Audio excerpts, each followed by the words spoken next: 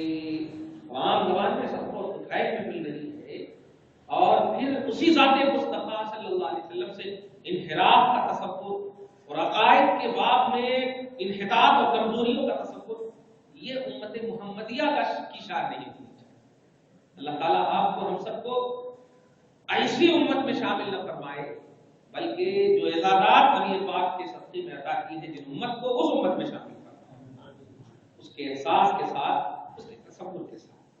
اسی لیے میں نے آج سورہ مائدہ کے آیت نمبر 35 جو قریب 6 مہینے سے میں تلاوت کر رہا ہوں، آج ایک ہی آیت تلاوت کر کے خاموش ہوں۔ اے ایمان والو، ڈرو اللہ سے، اللہ تک پہنچنے کے لیے وسیلہ تلاش کرو۔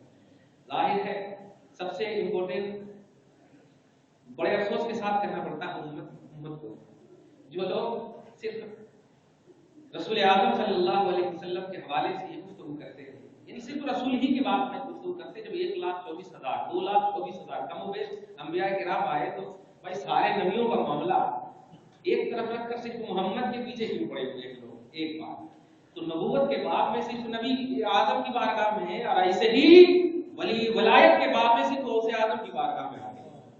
کسی کو بھی نہیں دیکھیے گا کبھی معروف ترقی کی بات کیے ہو، کبھی سری سختی کی بات کیے ہو، کبھی کوئی ایسے سب حضرات جنید بغدادی کی کوئی بات بھی نہیں کرتے ہیں۔ ولی تو بہت گزرے ہیں نا، اور گزرتے رہیں گے، مگر بات کیا ہے؟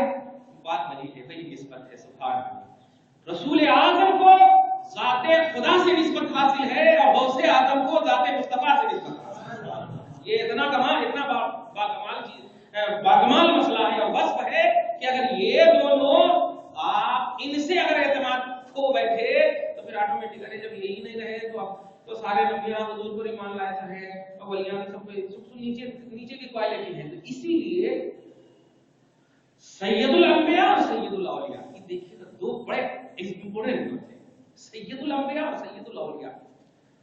کبھی کسی موقع سے میں نے بات آپ لوگوں کے ذہن میں ڈالا، درود شریف پڑھتے ہیں، اللہم صل علی سیدنا نسبت پر ہماری گفتگو، ہمارا عنوان، ہمارے ٹاپک ہے نسبت۔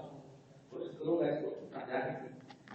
ایک بات یاد رکھیے گا، کیونکہ ہمارے مسلمان ہمارے مخصوص اخبار موجود ہیں، اللہ تعالیٰ کو رونا بہت پسند ہے۔ دھیان دیجیے، اللہ کو رونا بہت پسند ہے، یہاں تک کہ اللہ نے زمین کے 4 حصے، شرق، غرب، شمال، جنوب، 4 حصے پیدا کیے ہیں، مگر آپ جغرافیائی طور پر محسوس کریں گے، پڑھیں گے، دیکھیں گے تو صرف ایک حصے میں انسانیت کو بسایا ہے، اور 3 حصے میں صرف پانی ہی پانی۔ اب آپ توجہ دیجیے گا، وہ پانی کیسے اور کیوں ہے، مطالعہ کیجیے آپ تفسیر جلالین اور حاشیے صحابی وغیرہ کے حوالے سے۔ اللہ تعالیٰ نے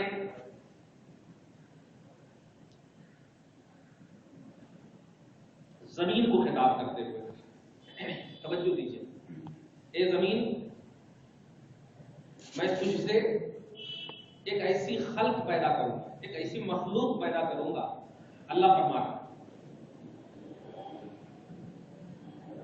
جس مخلوق کی 2 شان ہوگی، ایک شان یہ ہوگی کہ اگر وہ میری اطاعت کرے گی تو میں جنت دے دوں گا، نافرمانی کرے گی تو جہنم دے دوں گا۔ توجہ دیجیے، تو جیسے ہی یہ زمین نے یہ جملہ سنا، اب یہ خدا کو رونا کتنا پسند ہے، توجہ دیجیے، زمین نے جب یہ سنا کہ انکا خلقتا خلقا اسیدکا یا عصاکا، ایسی مخلوق کو تو پیدا کرے گا جو تیری نافرمانی بھی کرے گی، ہاں اگر کرے گی تو میں جاتا ہوں۔ فبکت، یہ جملہ عربی میں، فبکت، بکا میں نے رونا، آہو بکا بولتے ہیں، فبکت، تو زمین رو پڑی، اور اتنا روئی کہ جرت العیون، چشمے جاری ہونے لگے، روتے روتے روتے روتے روتے 4 حصوں میں سے 3 حصے وہ زمین کے رونے ہیں جو آج دیکھ سکتے ہیں۔ اور کس لیے روئی ہے؟ توجہ دے رہے ہیں آپ؟ صرف اللہ تعالیٰ نے یہ کہا کہ ایسی مخلوق بھی ہوگی جو نافرمانی کرے گی۔ زمین کو بھی احساس ہے کہ خدا وحدہ لا شریک وہ ذات ہے جس کی نافرمانی نہیں ہونی چاہیے، اور وہ اتنا روئی تو اگر پوری ہو جاتی تو پتہ نہیں انسان کہاں بچتے۔ اللہ کو رونا بہت پسند ہے. یہ میں رونا اس لیے ٹاپک لایا ہوں کہ عظیم بات دینے جا رہا ہوں. وہ سید الانبیاء اور سید الاولیاء کے حوالے سے تو دونوں جملے کو تھوڑا واضح کرنا ہے. پھر نسبت جو ہمارا ٹاپک ہے 2-3 جمعہ میں اس کو واضح. رونا اللہ کو بہت پسند ہے. یہاں تک کہ حدیث پاک میں آیا ہے کہ بندو جب دعا کرو تو رو، اور اگر رونا نہ آ سکے تو رونے کی طرح چہرہ بنا لو. کمال ہے. اللہ کو رونا بے پناہ پسند ہے، بہت پسند ہے. بلکہ ایسا بھی دیکھا گیا حضرت موسیٰ علیہ السلام کے زمانے میں ایک شخص جو ہے بہت ہی زیادہ اللہ کی بارگاہ میں گڑ گڑا کر مانگتا، پورا آپشن کلیئر، مگر اجابت قبولیت کی سند نہیں مل رہی ہے. تو حضرت موسیٰ سے شکایت کرتے ہیں، اے موسیٰ آپ تو نبی ہو، آپ تو اللہ سے بات کرتے ہیں، میں اتنا سارا میرا آپشن کلیئر ہونے کے باوجود میں اتنا رو کر اللہ سے مانگ رہا ہوں مگر اللہ تعالیٰ دے ہی نہیں رہا ہے.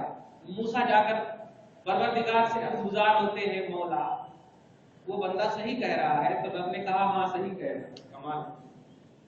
اللہ تعالیٰ نے کہا اے موسیٰ مجھے اس کا رونا اتنا پسند ہے، کہ اگر میں نے دینا شروع کر دیا تو وہ رونا بند کر دے گا. اس لیے میں نہیں دے رہا ہوں تاکہ وہ روتا رہے اور مجھے اچھا لگتا ہے. خدا کو بہت رونا پسند ہے. اللہ تعالیٰ یاد رکھے جب بندہ ایمان کامل اور اخلاص کامل کے ساتھ دعا کرتا ہے تو اگرچہ اس کے ثمرات ظاہر نہیں ہوتے ہیں، نتائج ظاہر نہیں ہوتے ہیں، مگر اللہ تعالیٰ اس کو سیف رکھتا ہے. اگر یہاں نہیں دے گا تو میں یقین سے کہتا ہوں، رسول نے کہہ دیا ہے، تم میدان محشر میں مولا سے کہہ دینا مولا تو نے کہا تھا مجھ سے مانگ، میں نے مانگا تو نے کہا دیا. تو رب اس وقت نکال کر دے گا پیارے آج کے لیے چھپا کر رکھا تھا. تو کبھی بھی اپنے فکر کو کمزور مت کرنا کہ مجھے میرا مولا نہیں دے رہا ہے. وہ نہ دینے کی کچھ مصلحت ہے جو آپ کے لیے بہتر ہے. نہیں دے رہا ہے، ہو سکتا ہے آپ کو دے دے، دنیا میں آپ اسے ضائع کر دے. آخرت کے لیے مولا نے آپ کے لیے سیف رکھا ہے. جب سب پریشان ہوں گے تو آپ وہاں خوش ہوں گے. سبحان اللہ. اس لیے اللہ کو رونا بہت پسند ہے. توجہ دیجیے گا. اور نسبت یہ ٹاپک ہے سید الانبیاء سید الاولیاء. یہ 4-5 لفظ آپ جب دیکھیں گے نا پھر نتیجہ آٹومیٹک نکال لیجیے. اللہ کو بہت رونا پسند ہے. چنانچہ پوری تفصیل کے بعد ایک لفظ سمجھیے اللہ تعالیٰ نے، ہاں بلکہ ایک اور تمہید بتا دو. جب ہماری اصل جو ہے جیسی ہوتی، توجہ دیجیے، ہماری اصل جیسی ہوتی اس کا اثر نسل پر ویسا ہی ہوتا. یہ فطری چیز ہے، اس کو محسوس کیجیے گا. اصل نسل نہیں سمجھے تو مطلب یہ کہ اولاد پر باپ ماں کا اثر ہوتا کھلا ہے. تو اب باپ ماں اصل ہوئے اور ہمارے نیچے اصل رونے والے باپ ماں ہیں، اولاد بھی ویسے ہی بنتی. تلاوت والے باپ ماں ہیں، اولاد بھی ویسے ہی بنتی. کیا کہنا، عظمت والے باپ ماں ہیں تو اولاد بھی ویسی بنتی. یہ فطرت ہے. اب اللہ وہ الگ چیز ہے جس کو بولتے ہیں ہو سکتا ہے، تو وہ امکانی چیز الگ ہے. ولی کو میں شیطان، شیطان کو میں ولی، یہ ایک امکانی چیز ہے. مگر صحیح یہی ہے کہ جام کے درخت میں جام ہی اگتا. ہاں یہ سمجھ گیا.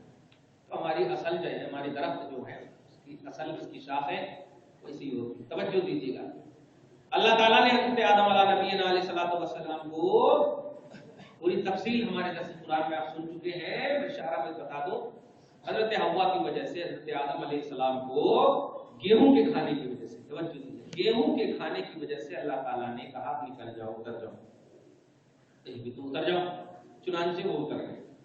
اچھا اترے جو تھے تو اللہ تعالیٰ کے اس جلیل القدر، حالانکہ تفسیر کے حوالے سے بتا چکا ہوں کہ آدم کی ارادی طور پر تو خطا تھی ہی نہیں. خود مولا نے سورہ طه میں فرما دیا وَلَمْ نَجِدْ لَهُ عَزْمًا، ہم نے ارادہ حضرت آدم کے لیے پایا ہی نہیں، عزم پایا ہی نہیں، وہ خطا کار ہے ہی نہیں. توجہ دیجیے گا. پھر بھی حضرت آدم بڑا جب ڈانٹتا چھوٹے کو تو پہلے راؤنڈ میں چہرہ نیچے کرنا. توجہ دینا پیارے، چہرہ اوپر نہیں کر لینا. اگرچہ آپ غلطی پر نہیں